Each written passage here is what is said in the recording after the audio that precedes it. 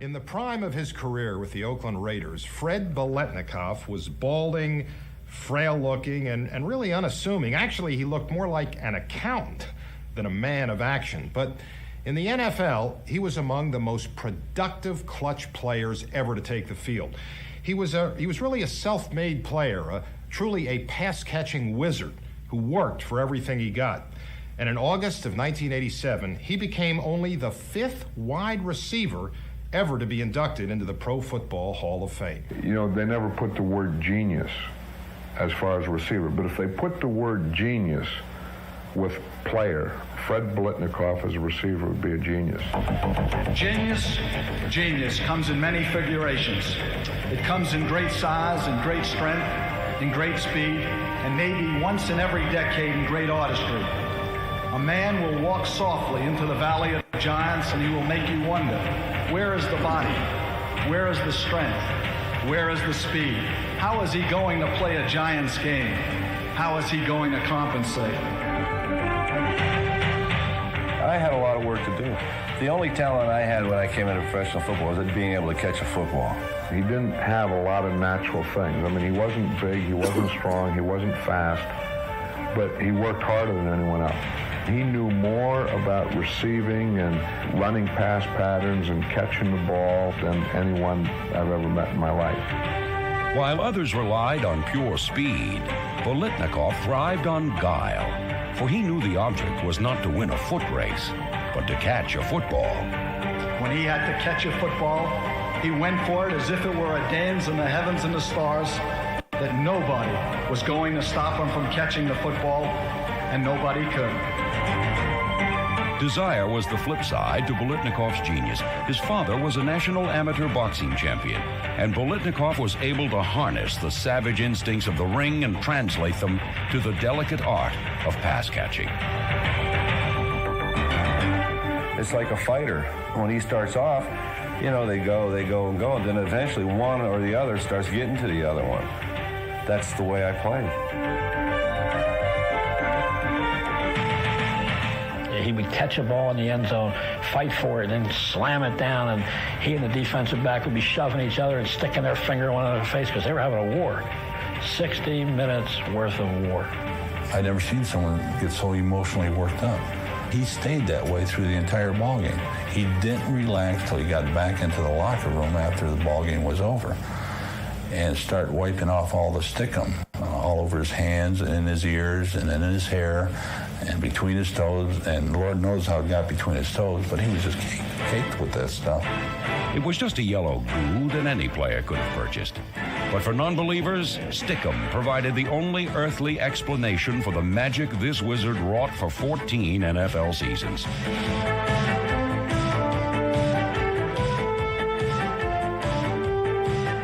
Spellbinding performance, though, came not from a store-bought substance, but from an attitude that money couldn't buy. Any edge I could get on doing little things here or there, and that's not only to stick them and all that stuff. It's just you weren't in there you were in there to play football, but you're in there to win. You know, and whatever you had to do to win, and that was the enjoyment of football. The will to win has been a dominating theme of the Raider organization, and while no player has epitomized that will more than Fred Biletnikoff, I will remember him most because he hated to lose. The determination running with the football, you know, because he didn't have great speed. He had great quickness. Now he's in that secondary against people who are all trackmen. He's going to get every yard for us he can.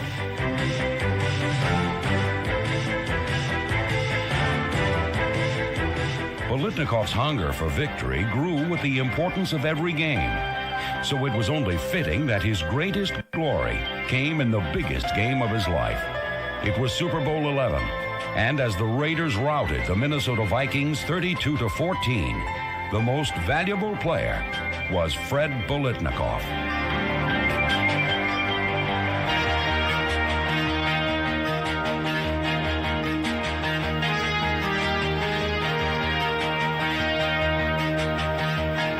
He can beat you not with great athletic skill, but with artifice, timing, and execution. And that was Fred Biletnikoff.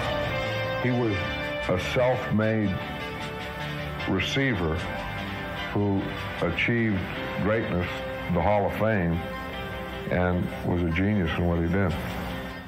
And now, the number 5 greatest hands of all time, Fred Biletnikoff. Fred Biletnikoff, flanker back from Florida State. He was not really fast. He was not really big, but he always caught the ball, and he made spectacular catches. Holy Toledo! Fred Biletnikoff's remarkable catches during the 60s and 70s made him a superstar and helped him slide into the number 5 spot on our list. Greatest hand. 5th. Throws for Biletnikoff. Touchdown Raiders! No. 5th. Come on. Throwing to Biletnikoff. Super catch. Touchdown Raiders! You gotta be kidding me. The moves made on All-Pro safety Johnny Robinson were phenomenal. But the rest, that was pure desire. He read a defense better than most quarterbacks because he couldn't outrun somebody, he could not physical somebody, but he had to go find that spot that nobody was in. And nobody was better at finding the open hole than Biletnikoff. He was a guy who created quite a sensation in his era.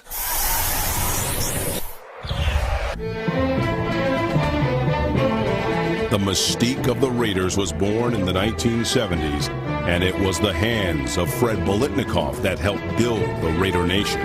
The will to win has been a dominating theme of the Raider organization, and while no player has epitomized that will more than Fred Biletnikoff, I will remember him most because he hated to lose. There are Raiders that are Raiders and Oakland Raiders, and Fred Biletnikoff is the ultimate Oakland Raider. First of all, he had the old school, double bar face mask. Nobody wears that face mask anymore, but he was tough. He had the eye black underneath, and he just epitomized maybe what a real old school, tough wide receiver should play and look like. He throws one for Biletnikoff, a fine catch at the 15. He's creamed at the 46-yard line of the Chiefs. And that's kind of a neat thing to see in this day and age when most guys are just looking for a paycheck or a handout. There is something to Fred Biletnikoff really believing in the silver and black. Biletnikoff had great hands, but his sticky fingers might be his lasting legacy. My locker was right next to Freddie's. He would take stickum all over the forearms, all over that tape to make it a real sticky surface, and he would put it on the inside of his sock on each side, and that was his supply during the course of a game. When he needed stickum, he reached down and get the stickum off his socks. The equipment manager, Dick Romansky, came up to me and pulled out this jar of stickum.